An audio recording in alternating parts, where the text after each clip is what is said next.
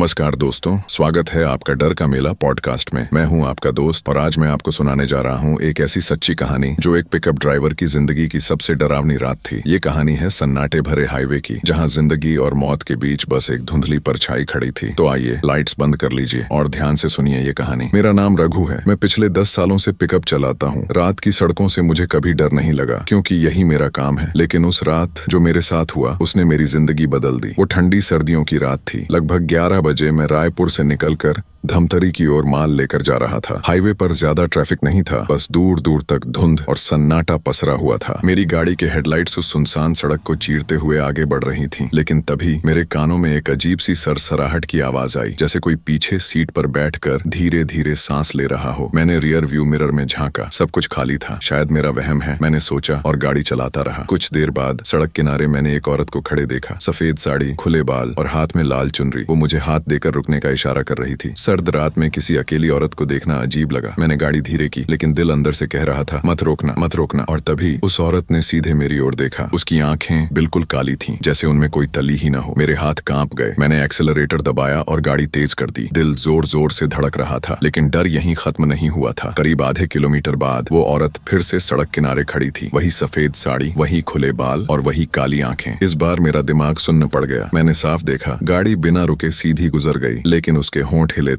जैसे उसने मेरा नाम लिया हो, रघु। अब मेरे गले में आवाज तक नहीं निकल रही थी। ये कैसे हो सकता है? वो औरत वहां कैसे पहुंची जबकि मैंने अभी अभी उसे पीछे छोड़ा था? मेरी गाड़ी के पीछे वो औरत बैठ चुकी थी। उसकी चुन्नी का किनारा हवा में लहरा रहा था और मुझे लगा मानो कोई बर्फीली ठंडक पूरी गाड़ी में फैल गई हो। मैंने पीछे मुड़कर पूछा, कहाँ जाना है बहन जी? लेकिन उसने कोई जवाब नहीं दिया। बस धीमी सी आवाज आई, सीधे चलो। उसकी आवाज में कुछ अजीब था, जैसे बहुत दूर से आ रही हो। मैंने एक्सीलेटर दबाया और गाड़ी आगे बढ़ा दी। सड़क पर गहरा सन्नाटा था, सिर्फ इंजन की घरघराहट सुनाई दे रही थी। लेकिन हर 2 मिनट बाद मुझे ऐसा लगता जैसे मेरी गाड़ी के पीछे कोई सरसराहट हो रही है। मैंने रियर व्यू मिरर में देखा तो उस औरत का चेहरा साफ नजर नहीं आ रहा था, बस उसके लंबे बाल और झुका हुआ सिर। मैं घबराया लेकिन हिम्मत करके बोला, बहन जी कहाँ तक जाना है? तभी उसने धीरे से फुसफुसाकर कहा, जहाँ से सब शुरू हुआ था वहीं तक। ये सुनकर मेरे रोंगटे खड़े हो गए। करीब आधे घंटे बाद अचानक मेरी गाड़ी का इंजन खुद ब खुद बंद हो गया। मैंने बार बार चाबी घुमाई लेकिन गाड़ी स्टार्ट ही नहीं हुई। चारों तरफ घुप अंधेरा था। मैं उतरा, बोनट खोला, पर कुछ समझ नहीं आया। और तभी मुझे गाड़ी के अंदर से किसी के हंसने की आवाज आई, धीमी लेकिन बहुत डरावनी। मैंने झट से दरवाजा खोला तो देखा पीछे की सीट खाली थी। मेरे पैरों तले जमीन खिसक गई। मैं हड़बड़ाकर पीछे मुड़ा तो देखा वो औरत मेरी गाड़ी से लगभग 10 कदम दूर खड़ी थी। उसका चेहरा इस बार साफ दिखाई दे रहा था, आंखें पूरी तरह काली और होंठों से खून टपक रहा था। उसने मेरी तरफ देखकर मुस्कुराते हुए कहा, तुम्हें यहाँ नहीं आना चाहिए था। मैं बुरी तरह कांप गया और तभी वो हवा में उठी और तेजी से मेरी तरफ आने लगी। मैं गाड़ी में कूद कर बैठा, चाबी घुमाई और पता नहीं कैसे गाड़ी स्टार्ट हो गई। मैंने बिना पीछे देखे एक्सीलेटर पूरी ताकत से दबा दिया। मैं लगातार गाड़ी भगाता जा रहा था। लगभग 15 मिनट बाद सड़क के किनारे मुझे पुलिस की जीप दिखी। मैंने गाड़ी रोकी और दौड़ते हुए सिपाही के पास गया। घबराकर सारी बात बताई। सिपाही ने ध्यान से सुना, फिर धीमे स्वर में बोला, तुम्हारी किस्मत अच्छी है, वरना आज तक जिसने भी उस औरत को अपनी गाड़ी में बैठाया है वो कभी जिंदा नहीं लौट पाया। मैं सन्न रह गया। मैंने कांपते हुए पूछा, लेकिन वो औरत है कौन? सिपाही ने मेरी आंखों में देखते हुए कहा, 5 साल पहले इसी जगह सड़क हादसे में उसकी मौत हुई थी। उसका लहूलुहान शरीर सड़क पर पड़ा रहा, लेकिन किसी ने गाड़ी में नहीं बैठाया और तब से वो हर रात किसी न किसी ड्राइवर की सवारी बन जाती है। मेरे हाथ पैर सुन्न हो गए, लेकिन सिपाही यहीं नहीं रुका। उसने आगे कहा, अगर वो एक बार किसी गाड़ी में बैठ जाए तो फिर तीसरी रात तक उसकी तलाश पूरी होने तक वो वापस नहीं जाती। ये सुनकर मेरी सांसें रुक सी गईं, क्योंकि कल रात थी पहला दिन, आज दूसरी रात और अब अगली रात मेरी जिंदगी की आखिरी रात हो सकती थी। दोस्तों, क्या सच में वो औरत तीसरी रात को उस ड्राइवर की जान ले लेगी? क्या हमारा ड्राइवर इस खौफनाक श्राप से बच पाएगा या फिर उसकी किस्मत भी बाकी लोगों जैसी हो जाएगी? इसका जवाब मिलेगा एपिसोड 3 में। तब तक दरवाजे बंद रखिएगा और पीछे मत देखिएगा, हो सकता है वो वहीं खड़ी हो।